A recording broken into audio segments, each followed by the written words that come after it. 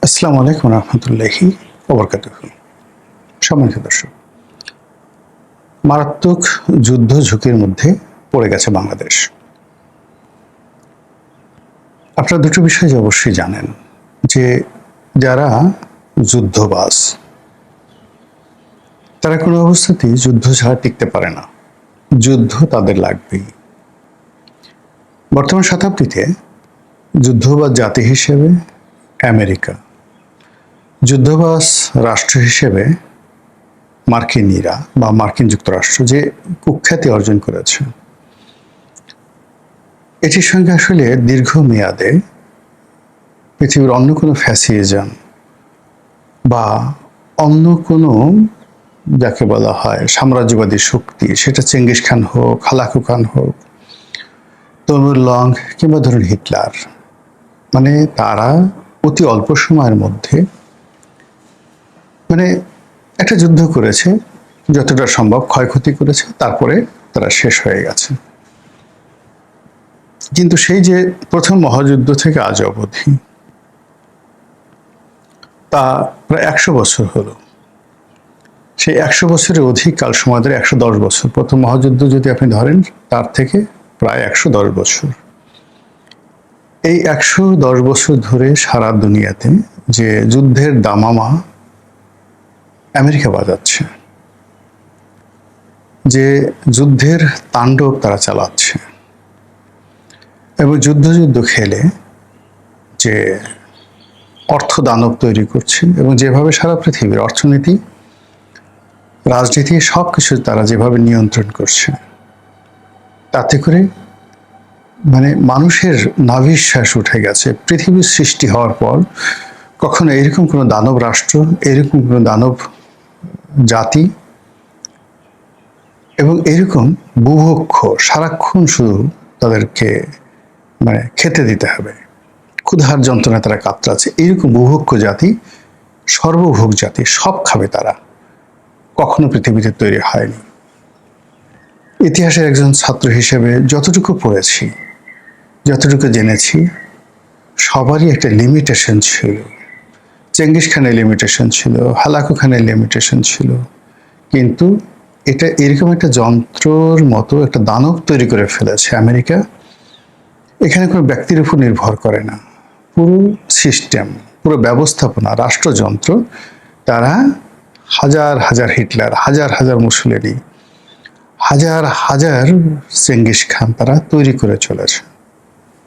তাদের এক একটা রাষ্ট্রদূত এই বর্তমান জামানাতে কখনো কখনো তাদের একজন পররাষ্ট্র মন্ত্রণালয়ের কর্মকর্তা, ডোনাল্ড ফ্লুয়ের মতো একজন কর্মকর্তা, কখনো কখনো তারা সেই চেঙ্গিস খানের চাইতে ভয়ঙ্কর হয়ে ওঠে। পাকিস্তানের মতো একটা রাষ্ট্রের রাষ্ট্র ক্ষমতা তছনছ করে দিল। ইমরান খানের মতো একজন জনপ্রিয়, বিশ্বনন্দিত সরকার প্রধান রাজনীতিবিদকে জেলে ঢুকানো হলো এবং তার জীবন শেষ করে দেয়া হলো। এই একজন রাষ্ট্রদূত শ্রীলঙ্কাকে পাল্টে দিল। এই একজন রাষ্ট্রদূত বাংলাদেশের সর্বনাশ ঘটালো। এই হলো একটা সিস্টেম। সেই সিস্টেমে সে ডোনাল্ড চলে গেছে, নতুন হয়তো কেউ এসছে, কিন্তু তার মন মানসিকতা, চিন্তা চেতনা কোনো অবস্থাতেই এই সিস্টেমের বাইরে যেতে পারছে না। যেমন ধরুন, ডোনাল্ড ট্রাম্প যখন ক্ষমতায় এলেন, তিনি সবার আগে ঘোষণা দিলেন যে অন্য দেশের সরকার পরিবর্তন করা, এগুলো তিনি করবেন না। এগুলো তিনি অতীতে সরকার যেটা করেছে ভুল করেছেন, কিন্তু তিনি এখন সেই কাজই আসলে আগের চেয়ে আরো বেশিভাবে করছেন। তিনি যুদ্ধ বাধানোর জন্য আসেননি, তিনি যুদ্ধ পরিসমাপ্ত করতে এসেছেন। কিন্তু আমরা দেখলাম যে তিনি আসার সঙ্গে সঙ্গে তিনি যেটা আশ্বাস দিয়েছিলেন বিশ্ববাসীকে নির্বাচনের আগে, যে তিনি উইদিন 1 সপ্তাহের মধ্যে অথবা 24 ঘন্টার মধ্যে সম্ভবত এরকম একটা খুব দাম্ভিকতা নিয়ে বলেছিলেন যে ইউক্রেন যুদ্ধ তিনি বন্ধ করে দেবেন। বিশ্বাস করেন, দুনিয়ার কেউ বিশ্বাস না করলো, আমি কিন্তু বিশ্বাস করেছিলাম এবং আমি দোয়া করেছিলাম যেন ডোনাল্ড ট্রাম্প ক্ষমতায় আসে। কিন্তু আসার সঙ্গে সঙ্গে কি হলো, সেই ইউক্রেন যুদ্ধ আরো জটিল আকার ধারণ করলো। তিনি বিগত টার্মে যে ছিলেন, তখন ইরানের সঙ্গে আজকের যে সমস্যাটা, এই সমস্যাটা শুরু করলেন তিনি। বারাক ওবামা অনেকটা শান্তিপূর্ণ পর্যায়ে সেটা নিয়ে এসেছিলেন। ওদের সঙ্গে একটা চুক্তি করেছিলেন, সেই চুক্তির বিনিময়ে তাদের টাকা পয়সাগুলো ছাড় দেওয়া হয়েছিল। কিন্তু এই জমানাতে এসে আমেরিকা পরপর দুইবার ইরানের সাথে যুদ্ধ করে এখন এমন পরিস্থিতি পড়েছে যে নিজের রাষ্ট্র রীতিমতো দেউলিয়া হওয়ার পর্যায়ে পৌঁছে গেছে। ইতিমধ্যে তাদের প্রায় $10 বিলিয়ন তারা ছাড় করে দিয়েছে, যে টাকা আটকানো ছিল সংযুক্ত আরব আমিরাতে।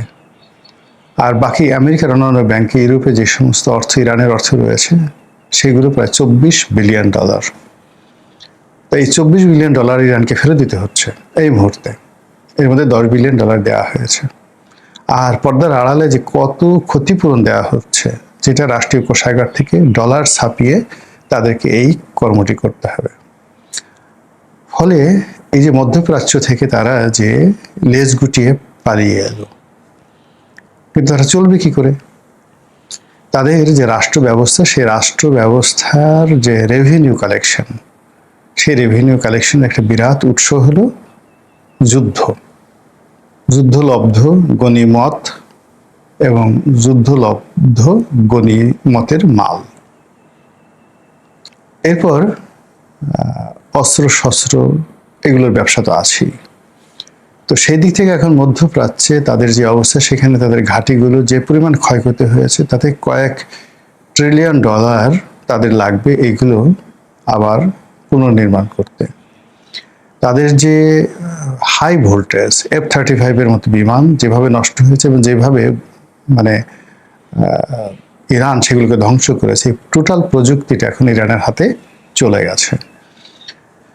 ফলে মধ্যপ্রাচ্য সামাল দিতে হলে তাদেরকে আরো $1 ট্রিলিয়ন লাগবে, এবং সেই $1 ট্রিলিয়ন আয় করার তাদের একমাত্র মাধ্যম হলো এশিয়াতে একটা গন্ডগোল লাগিয়ে দেয়া।